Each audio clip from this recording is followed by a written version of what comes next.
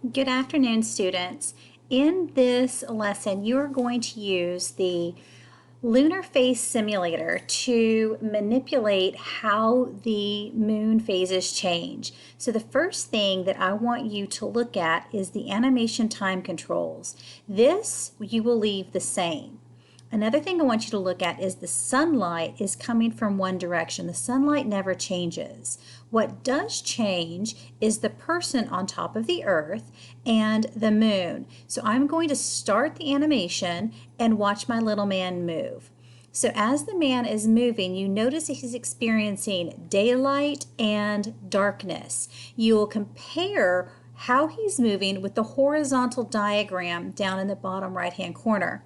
The horizontal diagram will show you how the moon is coming around the sun, around the plane of the earth, as well as how the sun appears to travel. But notice the sun is not moving, it is only the earth. The next thing I want you to play with is the moon phase at the top.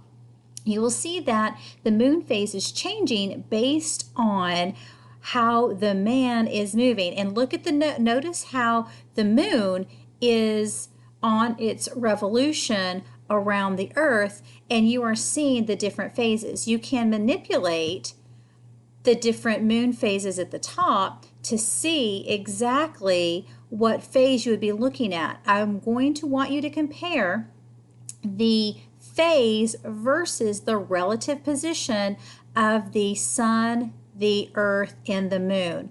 Those things are very important. So you are going to be experimenting with this site and playing with the different days and moon phases as they change.